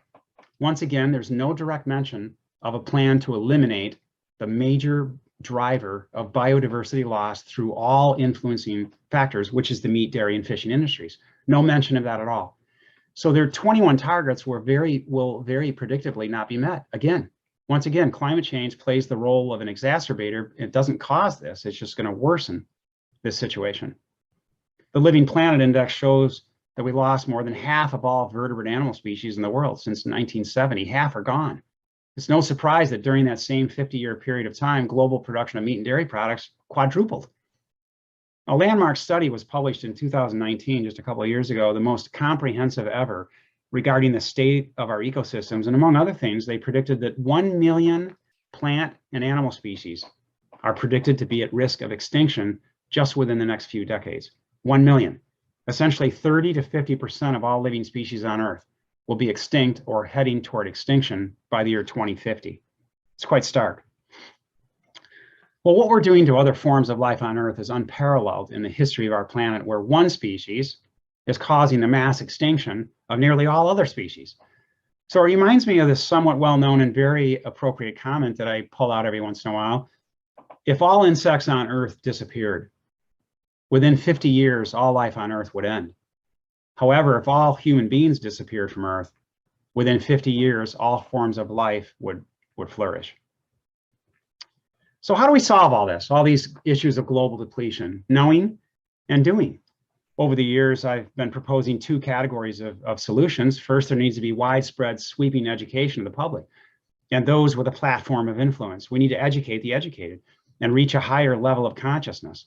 And second, we need to implement initiatives based on that education, such as creating policies which open the door for businesses and help new and also young farmers, and help transition existing farms from animal agriculture to plant-based systems, and to transition those in the fishing industry, for instance, to plant-based businesses. Beginning with the reallocation of $770 billion per year we spend globally subsidizing the meat, dairy, and fishing industries. Just use some of that money. This money could be spent more wisely and effectively for education and transitioning purposes. Here are the land-based jobs that I think could be easily created. I'm not going to go over all these, so we can come back to this hopefully at any point in time. But these are the land-based jobs I think could be easily created and how they could be funded. Easy solutions. And these are the ocean blue carbon and waterway jobs I think could be easily created. In all, nearly 200 million new and transition jobs could be easily created globally that could potentially add another $3.6 trillion in revenue just by the year 2030. This helps answer the question, but what do we do, Dr. Oppenlander, with the 39 million fisher people in the world if we ban fishing? Well, there's your answer. And likewise for all those involved with livestock on land. Well, this question, along with aquaculture, is one of the questions of our future. I think it's a great example I'd like to pull out. It's a topic that's gaining momentum, which I find a natural path. We're going to talk more about this in a minute, but I'm going to tell you an example right now of people wanting just so badly to hang on to the false sense of needing versus simply wanting to eat animal products. It's a path of least resistance. And let's look at a couple different ways to answer this. I mean, there's one way. I mean, he thinks so, and so do many others. My thought, though, is that we need to be fully aware of the consequences of our food choices, not partially aware. And we need to understand what we're doing to all aspects of global depletion. And we need to know the urgency of the problem. This isn't a go meatless on Monday or when we get around to it type of problem. So another way to answer that question, this grass-fed question, is if we gave each one of you an acre of land to grow your own food. What would you grow? What should you grow? And I always point out that all my college and university lectures, the students know what they want to grow. Yeah, they don't really talk about anything else. They grow this. They also ask me if they can grow this, but it's becoming a solid choice. But regarding food, on this 1 acre, you could try to raise one grass-fed cow thinking it's fully sustainable, just like that New York Times multiple-time best-selling author is telling everyone. But in most areas of the world, 1 acre is not enough. You're going to need 5, 10, 20. I've seen even up to 50 acres needed for one cow.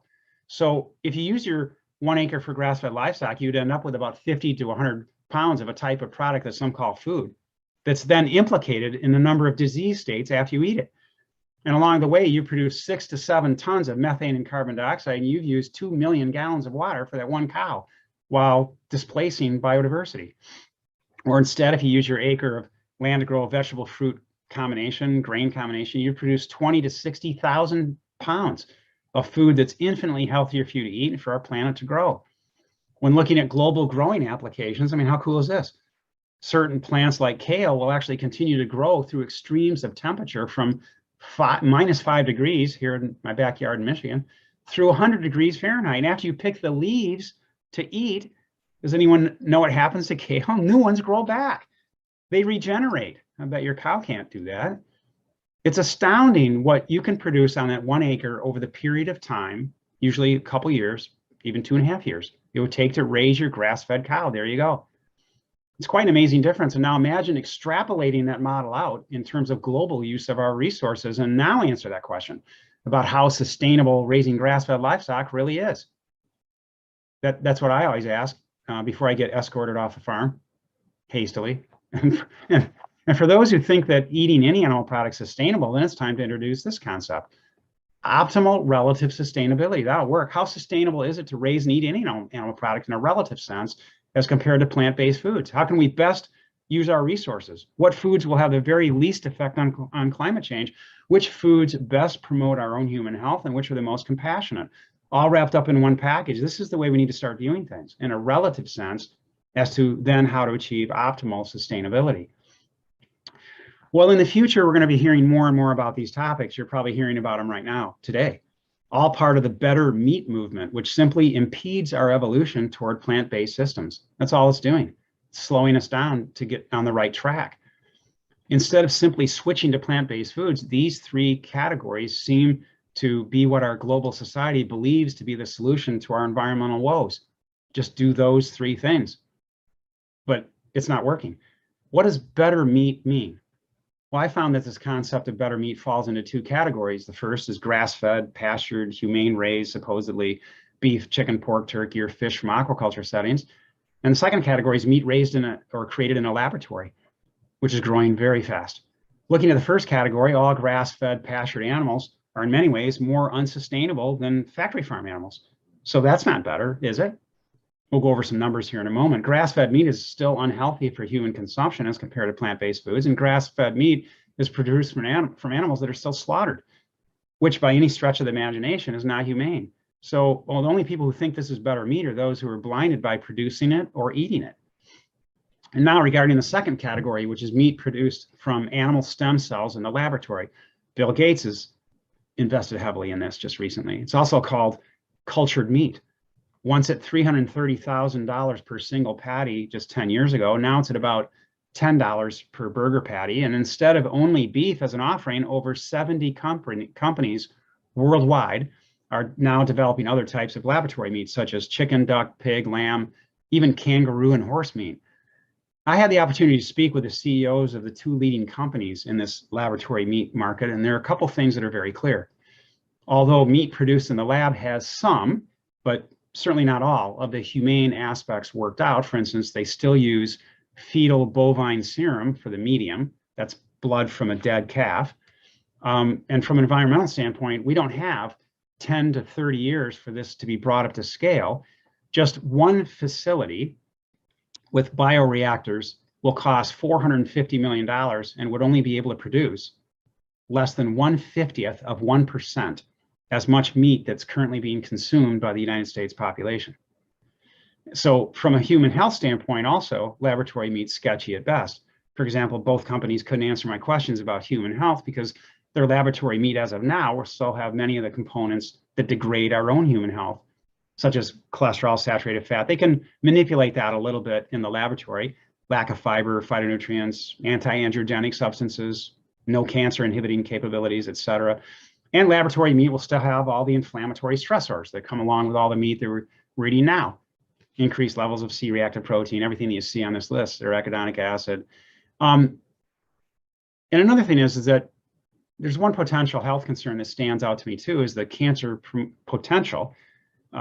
promoting properties of cells that proliferate exponentially in the laboratory.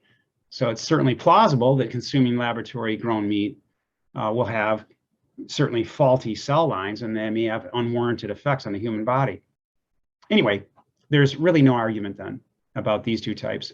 And lastly, This is what Josh Tetrick recently said in a summary of the laboratory meat industry's objectives. Well, he's the CEO of Eat Just, who raised over $1 billion for his company to ramp up laboratory meat production globally. He says this: it's real meat, says Tetrick. And instead of needing billions of animals and all the land and all the water and all the rainforest you typically need to knock down to make that happen, we start with a cell. Now we don't need the animal anymore. That's what Josh Tetrick said. Well, since our Neanderthal days, we actually never needed animals to eat. Not sure where Josh has been all these years, and keep in mind that his laboratory meat approach has minimally 10 times the carbon footprint of plant-based meat alternatives, and will not have any of the sequestration of greenhouse gases that plant-based agriculture has. Well, then of course we have to deal with this. More than 8 million people have seen this TED Talk, and many organizations are now using it as justification for furthering the livestock industry at the detriment of our planet. Grass-fed meat happens to be on the rise, with sales doubling every year since 2006. And since we don't have another 2 or 3 hours to expound on this topic, I can offer you these sources to bolster your understanding about this argument. It's a very important read. Try to look that up in my book, Food Choice and Sustainability. Well, this is one of those ideas that's not worth spreading. Alan Savory's methods have been proven not to work, but it's what 99% of the global population want to hear. And the line of argument is becoming the latest buzz. Most of you probably have already heard this. He calls it holistic management, but it's essentially another term for grass-fed or pastured livestock systems, just like all the others you see on this list, all which equate to the continued loss of natural resources, suboptimal human health, and unnecessary slaughtering when any animals entered into the equation. Founded in 2014 and based off a best-selling book, Paul Hawken, who is a renowned author and environmental activist, developed a wide-ranging, well-funded, and influential project called Drawdown. But its focus is entirely on climate change, and so even if their objective is to regenerate our depleted environment, the results of all their efforts are going to be very limited in scope. They also broadly advocate grass-fed livestock as the centerpiece of the future of food production, which is unfortunate because it's wrong. And the movement called regenerative agriculture essentially repeats what all the rest of these methods are saying based on the Alan Savory holistic management concepts, that we all need to eat animals, and that hooved animals such as domesticated cows are necessary for humans to survive because there's no other way for healthy soil and production of food and for us can coexist. Well, on its surface, regenerative agriculture sounds as if it's the one-stop shop solution to all of our environmental food choice issues, stating, well, it's about farming in a style that nourishes people and the earth with principles meant to restore soil and ecosystem health and address inequity and leave our lands, water, and climate in better shape for future generations. All sounds great, but that's what plant-based systems do. However, in a better fashion. However, proponents of this rapidly growing movement are not telling you that a number of unbiased and respected researchers point to the fact that these livestock methods, they create a higher carbon footprint than factory farm methods. And then they hide this fact behind other objectives that are used routinely in fully organic plant-based systems.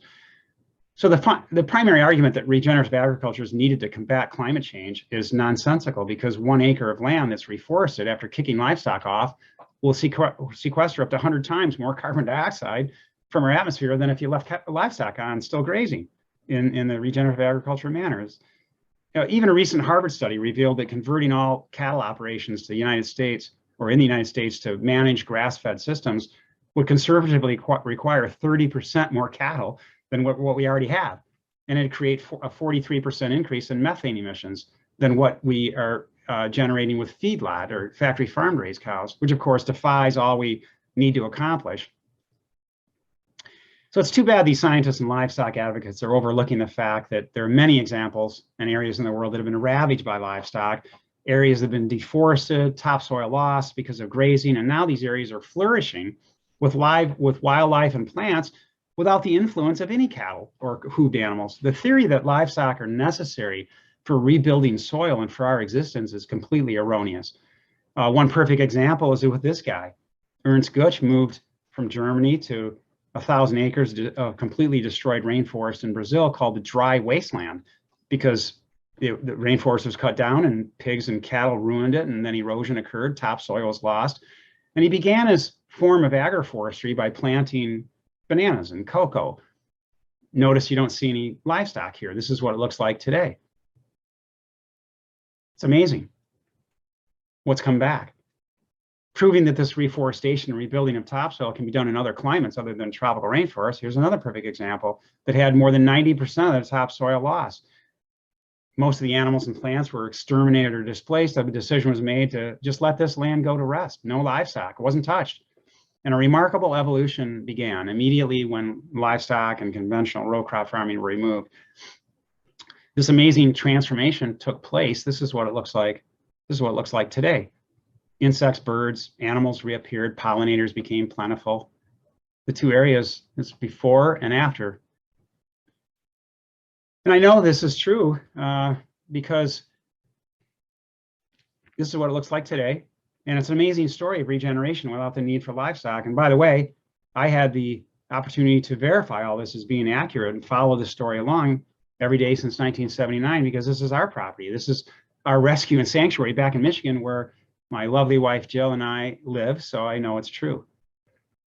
In summary fashion, the meat that is produced from grass-fed, pastured, grazing livestock systems, regardless of what it happens to be called, is actually less sustainable than conventional grain-fed, factory-farmed meat, which of course is much less sustainable than plants for us to eat. There's a summary. As we run out of land and water, this metric that you see on the screen is going to be becoming quite important. How much feed does it take to produce 1 pound of meat? The feed conversion ratio can be up to 71 for grazing systems. And please pay particular attention to the ratio for plant-based foods at the bottom of the slide. It's reversed. For plants, the ratio varies, but for broccoli, I picked out broccoli as an example. 1 pound of seed yields 16,000 pounds of food. Can anyone see the obvious implications for putting an end to world hunger here by displacing animal products? My statement that grass-fed livestock use more water than grain-fed has caused more arguments from prominent scientists in the room almost than any other, but it's a fact, and here's the data which takes into account all sources of water, green, blue, gray. Now take a look for yourself, I just circled it. And then, of course, both types of livestock operations, grain or grass-fed, use 50 to 100 times more water than growing plants for us to eat directly. So about the model or example that New York City and Mayor Adams is following for Fridays for his school system, let's talk about real quickly about the Go Meatless on Monday campaign. If you do this, if you go meatless on Mondays or Fridays or any other one day of the week, you're going to be contributing to climate change, pollution, and global depletion of our planet's resources and your own health on only 6 days of the week instead of 7. You're going to be creating a false justification for your actions on those other 6 days of the week. In other words, please, let's not rest on the laurels of what you're doing right only 1/7 of the time. And what does eating less meat really mean quantitatively? I think this is important. Just in a little over an hour, hour and a half that I've been speaking here today, just in 1 hour, say, over 9 million animals were slaughtered for us to eat in that 1 hour. 114,000 tons of grain were fed the livestock we're raising. But during that same 1 hour, 354 children in the world have died from starvation. Over 3,000 acres of tropical rainforest were destroyed and replaced by cattle, and over 3 million tons of greenhouse gases have been dumped into our atmosphere by livestock. Therefore, I'm advocating a much different approach than what the United Nations and others suggest when they say we should just eat less meat, because with that approach of eating less meat, only 8 million animals might be slaughtered in the next hour, and only 113,000 tons of grain will be wasted, leaving only 353 children in the world that will starve to death in that 1 hour. Isn't that what less means? So unlike Mark Bittman and Michael Pollan and the United Nations and all other eat less meat, plant forward advocates, I think these numbers should be 0. It's easily attainable. There's no magic involved. Nothing has to be invented. No new technologies have to be employed. It's simply what we choose to eat. And no children have to die from starvation. So it seems that we continue floating around in a zone that I call pseudo-sustainability. That's exactly where we are today, never getting to where we need to be, but thinking that we're sustainable. Well, it's a very dangerous predicament to think you're something and really you're not. And one more important definition that needs refinement, I think, is ethics, the ethical consideration of what we choose to eat. The topic of conscious eating has always been about animal rights, animal welfare, hasn't it? Something that at the onset, Chef AJ discussed with me that many people just aren't that interested in instead of their own health. But let's look at this, the life and death of other living beings that we consume, how they're treated. Ethics usually has been about this, but now I think it's time to view conscious eating or ethics in a much different and a much larger context. Is it ethical, for instance, for any of us to eat food that causes the extinction of other species if we don't need to? Is it ethical for the vast majority of humans on Earth to cause or contribute heavily to irreversible climate change, loss of ecosystems, and resource depletion, while 2% of us are living our lives by way of food choice to protect Earth? Is it ethical for any of us to use our planet in a way that exacerbates world hunger and diminishes the potential for future generations to survive? It also then becomes a matter of social justice, doesn't it? The person sitting next to you who's eating steak, pork, chicken, cheese, or fish, or even eggs, is taking away resources that could be spread more evenly, more efficiently, and used to support the life of perhaps 20 other people. Is it even ethical for 325 million Americans to impose their diet-related healthcare costs on the 10 million who choose to eat the right foods? So you see, it's time we rethink ethics. It needs to be framed much differently than just with animal rights. In fact, I titled a chapter in my second book, Why Should I Pay for What Everyone Else Decides to Eat? That's a good question. So it makes little sense then to continue doing what our predecessors did in the late 1800s and early 1900s when we didn't know any better. And there were far less mouths to feed, more land and water to do so. So you have to ask yourself, I mean, how many of you still use a typewriter or feather quill pen to write a message? How about the Pony Express or the Stagecoach to send those messages or to travel? And you think the internet's slow sometimes. How about candles or kerosene lamps to read with at night? Anybody out there still using those to read all my books with? Well, why not? Why aren't you using these things? I'll tell you why. Because they're obsolete. That's why. We've outgrown them. They're inefficient. They don't fit. And so it is with all meat, dairy, and fish. The world on a global basis can no longer support the production of these things, just like the typewriter, just like the stagecoach. We need to evolve past them. We need to do it today because the clock is ticking. Almost everything we do, every decision we make every day is based on our culture, what we've learned, what someone else has told us to be acceptable or necessary. After realizing that bloodletting here wasn't so healthy for us after all, we miraculously stopped, even though we've been doing it for 3,000 years. Well, there are culturally driven practices we're accepting today, especially with food choices, involving all animal products that are much more unhealthy for our planet and for us than bloodletting. And by all accounts, we don't have 3,000 years to get it right. So you might ask, why aren't we getting the truth from about our food choices from those with platforms, those who are guiding us? Well, it's because of three reasons. First, many are comfortably unaware still.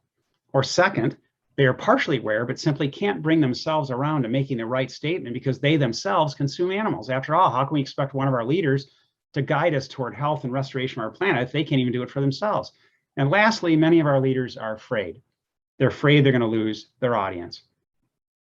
Well, in the year 2000, the United Nations established 8 Millennium Development Goals, or MDGs. They're quantifiable goals to be achieved by the year 2015 that addresses important issues like world poverty, disease, gender equality, hunger, even environmental sustainability. And obviously, the goals failed because all these issues still exist today. They're even a greater problem today than they were 22 years ago. One reason specifically for their failure is because these MDGs did not properly address the core problem of human rights, never accurately defined what environmental sustainability is supposed to mean or how to achieve it, because they never properly positioned food choice or animal agriculture in their efforts. Human rights and environmental sustainability and food choice are deeply interconnected. Knowing that the MDGs ran out of time and they failed, the United Nations held a sustainability summit in 2015 where 193 nations got together and adopted an agenda for sustainability, and they adopted a whole new set of global goals to be achieved by the year 2030. Sure enough, now halfway into this timed agenda, many of their goals are further off course than 7 years ago when they were established. As an example, look at their number 2 goal about promoting sustainable agriculture in order to end world hunger. Now, how's that ever going to ever happen if there's not a universal definition of the word sustainable, and if that definition is not accurate? Well, every 5 years, the United States dietary guidelines are updated, and these guidelines heavily influence many programs in the United States and Canada. In 2015, for the first time ever, it was recommended by their scientific advisory committee that these new dietary guidelines that affect just about everybody in the United States, they take into strong consideration the environment. So I was very encouraged to see this. But the most recent report 2 years ago doesn't include their findings or any discussion of food choice or the effects on our environment. The Scientific Advisory Committee stated that they consider these topics about science to be beyond the scope of the report.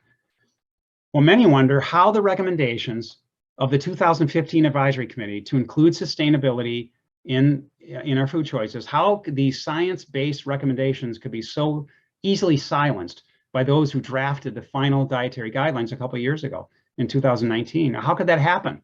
Well, unfortunately, this is one big reason that it happened. This particular administration in 2018 and 19 restricted scientific input. And they also included 13 of the 20 dietary guideline members were found to have heavy ties to the meat and dairy industries. So it's very disappointing, but I'm very happy to see wonderful documentary films now that have been launched in the past 8 years that are now being seen by millions around the world. Wonderful films like this one, To Help Matters. So if you haven't seen them, please take note. The Game Changers, produced by my good friends Jim and Susie Cameron, who are working quite diligently behind the scenes to inform and revitalize the world. And then there's Food Choices, a beautifully crafted film by my good friend Michał Seversky. And then, of course, there's Cowspiracy, that was so artfully done by my good friends and colleagues Kip and Keegan. And then the most recent, Seaspiracy, written, film, produced by my good colleagues Ali and Lucy Tabrizi, which brings our oceans and fishing into clear focus. Even though Cowspiracy, I thought, did that quite well too. I was quite fortunate to be the lead consultant for a few of these films, and would highly recommend that all of you guide everyone around you to watch these films as they really hit the mark on all levels. And in terms of increasing awareness, you can't be more efficient with introducing others to the problems that we are immersed in, and just point your finger at these, or have a taste testing with these films. So when someone asks what they can do to help matters, watch these documentary films, spread the word. Many have asked me what they can do to help create positive change in the world regarding this environment issue.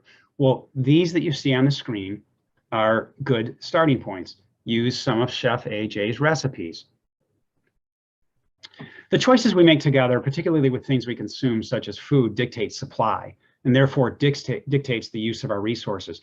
It's not the industrial meat producer or the dairy factory farmer that's going to take down that last standing rainforest on Earth. And it's not going to be the large commercial fishing trawler that's responsible for catching the last poor single fish remaining in the sea. No, it's going to be the human consumer who's demanding it. So remarkably, this statement was made almost 1,000 years ago by someone who understood the environment and understood the animals around him. Knowing everything I talked about today, there's certainly ample reason for feeling quite discouraged, isn't there? Anyone feeling discouraged out there?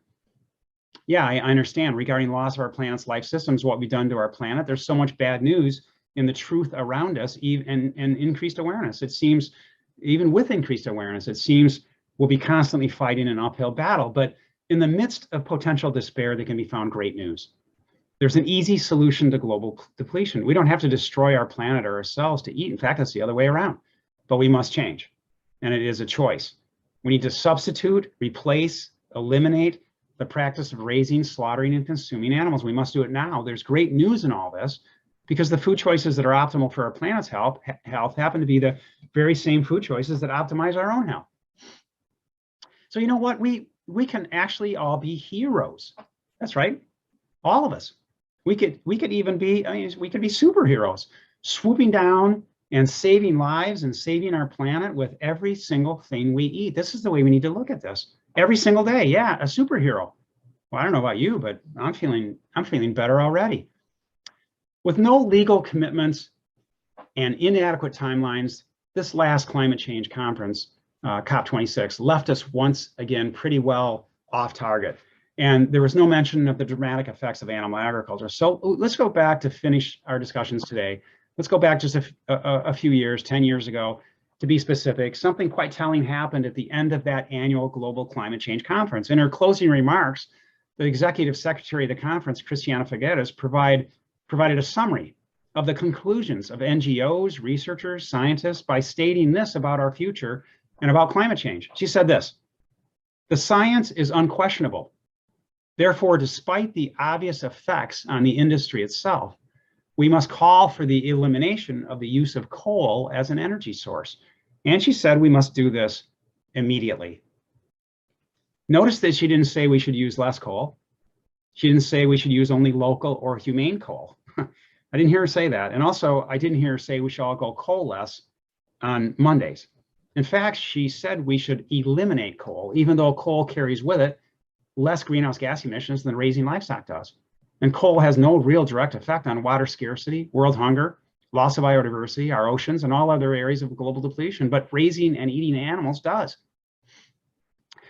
So the door has been opened, I think, perhaps inadvertently 10 years ago by Ms. Figueres and 200 nations. But as far as I'm concerned, the global stage for massive food choice change has already been set. If there's an imminent threat to our planet and to us, which there is, well, we should certainly be able to call for its elimination and for it to be done immediately. As a global community, you'd think at some point we'd have no difficulty joining arms to avert a well-defined, catastrophic, existential threat, maybe a looming nuclear war, a massive meteorite on a clear collision course with our planet. You'd think it'd become our #1 priority without question, but the cause of our demise may never be one of these disasters. It may very well be something as simple as food choice and the fact that it was never placed as our #1 priority. So when we talk about definitions, it's time to finish reshaping the word sustainable. This is my definition. And if you think about it, we really don't want to create a world that simply allows for our existence, our survival, to be merely sustained. No, that's not good enough. So at this stage, we need to create a world where there's quick regeneration, rapid rejuvenation, a world where we and all other species together can flourish. That's my vision. And we're the unique group of generations living right now that can make or break this opportunity. It'll be our defining ethos, our legacy by which future generations will remember us. Remember, it's not how healthy we are if our planet's not healthy.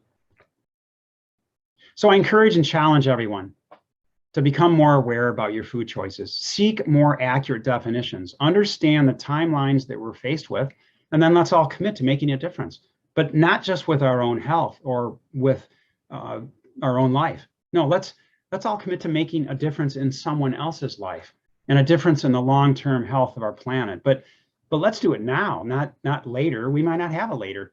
And let's think about making a difference every day of the week, not just on Mondays or Fridays. Hey, be a superhero for those around you, guiding them and saving lives every single day.